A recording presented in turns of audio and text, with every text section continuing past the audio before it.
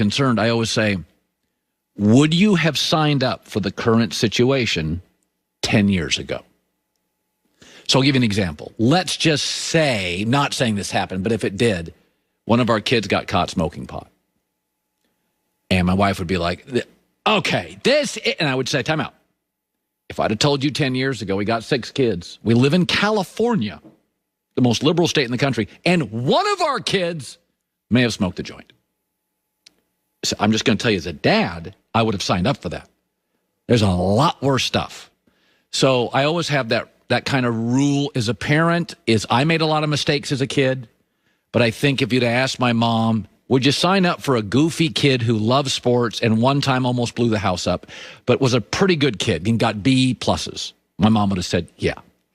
So the Tom Brady thing, everybody is freaking out. So I just want to remind everybody on this Tom Brady thing. If I would have said this before the season,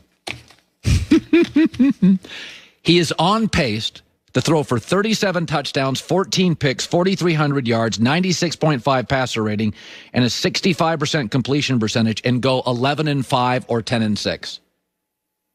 Would you have signed up for it with no preseason for a 43-year-old quarterback? Tom Brady is on. He is on pace. Tampa Bay has been around since 1976. It is now 2020, 50 years of a franchise, right? He's going to set their passing touchdown record, their passer rating record, and he's probably going to go, because they play Atlanta twice and Detroit once, he's probably going to go 11-5. Let's just say 10-6, they split with Atlanta. Context, context, context. In fact, I was thinking about this morning, is that because he's Brady and we tend to overreact on Mondays or after standalone games, we all freaked out about that Chicago loss. He's screaming at teammates. They had 13 penalties. So I thought to myself, okay, let's go back. What have been the 5 craziest losses in the NFL this year?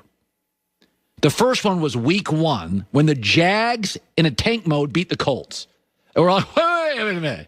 The Jags haven't won since. So the Jags beat the Colts in week 1. And we were all rightly thinking, this is nonsense. This is not the NFL. The Jags have not won a game since. In week 5, the Raiders go to Arrowhead and beat Kansas City. In week 8, the Bengals beat the Titans and actually kicked their arse. In week 13, the Giants with Colt McCoy go to Seattle and beat them. And this weekend, Jalen Hurts beats the Saints. Tom's not even in one of the 5 crazy losses. Context. They went on the road to Chicago, a team that just blew out Deshaun Watson, crushed them. And they lost by 1 to the Bears, again with a bunch of new parts, against a very good defense. We got to slow down. Like, what Tom is doing, we would have signed up for. I think Tom would have signed up for. Tom, you're going to throw for 37 touchdowns, 4,300 yards, and go 10-6 or 11-5. Privately, Tom Brady would have signed up for that. He would have signed up for it. Peter King now joining us, Football Morning in America. Peter King, NBCSports.com, brought to you by Mercedes-Benz, the best or nothing. So I am in the Lamar Jackson camp. He wins. Turn on the news. This is the Herdline News. Well, Colin, there's a lot of conspiracy theories floating around out there in the world today. Yeah. And you proposed, I don't know if it's a conspiracy as much as it's a theory about what Bill Belichick and the Patriots might do. Week 17, they play the Jets. Week 17, to stick it to the Jets. If they lost to the Jets wouldn't get Trevor Lawrence, and Belichick wouldn't have to face him in division. The Jags would get him. Well, he's remained committed to Cam Newton as the Patriots starter so far. But Jarrett Stidham did get some action last week against the Rams. So, once again, Belichick was asked about the possibility of making a change at quarterback. Talking about Stidham going into this game, it was a little bit different than maybe in that Chargers game when it was 45-0, but he was put in that game at 10 minutes because he felt like he gave you the best chance to come back and win in this game. Is that right? Want to give him an opportunity to play. So that's what we did. Would there ever be a situation that you would be open to playing both guys, Stidham and Cam? Kind of like the Saints. That's not where we are right now, so yeah, we're not there now. Okay, so that's the key. We're not there right now. The word is now. If somebody went to you and with something, Joy, and said, and people thought, Joy may do this or that, and somebody said, Joy, are you going to do this? And you're like, well, I'm not there now. That basically, the now gives you the opportunity. You're not held to it. You're not culpable. You're not beholden to anything. Right now, I work here. I do this. I'm willing to go there. So Belichick is setting up a Week 17 start Jared Stidham. The door is open. Now. That was not a conclusive statement. Thank you. You might be onto something there. In the current draft order is the Jets still have the number 1 pick. Then the Jags, and the Bengals, Chargers, Cowboys, Panthers, Falcons, Dolphins via Houston, Eagles, and Giants. That's the Chargers have a lot of talent to be picking fourth. I mean, they had a very, very rough season. I know, but God, they got a lot of players, and they got the quarterback right. So, I mean, they could trade down, but I seriously, with the Chargers, how many players can make the roster? I mean, outside offensive line, they may luck out and get that Penei Sewell, that left tackle. If the Chargers get him for Herbert and he gets the best left tackle prospect in 5 years, wow. Well, the Bengals, Chargers, and we're assuming the Cowboys don't need quarterbacks. So that's 3 of the top 5. But I would say this. The Bengals and the Cowboys, Joey, could benefit from moving down and getting multiple players. The Chargers couldn't. Right.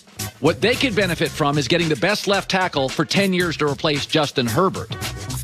Okay, so the first 2 teams are taking quarterback. The third team should take Penei Sewell. That's exactly what the Chargers need. God, this could work out. I mean, if the Bengals trade down. Oh, and I think if someone's going to trade up in the draft, they're not going to trade up to get a left tackle. They're going to trade up to get a quarterback. So if someone trades with the Bengals at the 3rd spot, that makes it perfect for the Chargers. They don't have to move, and they can get him. I could argue the Bengals don't need a left tackle. They have Jonah Williams, the kid from Alabama, who's a terrific player.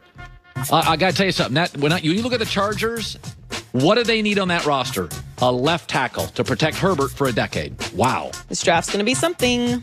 So the Chiefs moved into the top spot in the AFC with the Steelers lost to the Bills, and with only the 1 seed getting a bye this season. Patrick Mahomes knows how crucial it is to hold on to that position. It is important. We believe that no matter what happened, we would have a chance to find ways to win football games and make our run. But obviously, to be in the number 1 seed now, I mean, you got to make sure you hold on to it, get that bye, make sure you have everybody healthy, everybody ready to go. And then in the AFC, you're going to play a great team no matter who you play. And we're excited for it. We're excited to be able to control our own destiny. So their remaining schedule is at the Saints, Falcons, and the Chargers. The Steelers' remaining schedules at the Bengals, Colts, and at the Browns. But even if the Steelers win out, the Chiefs would only need to win one of their remaining NFC matchups. So they'd have to beat the Falcons or the Saints and beat the Chargers in week 17 to clinch the number 1 seed. So they basically have to go 2-1, but they obviously have to beat the Chargers. Steelers, obviously, we're going to assume they're going to beat the Bengals. And the Colts and the Browns are not guinea games. So this is looking like it's set up for the Chiefs to get the number 1 seed, which makes things so different for the Steelers this year, because not only is that bye very valuable and there's only one of them, the Steelers bye week was a long time ago. So they're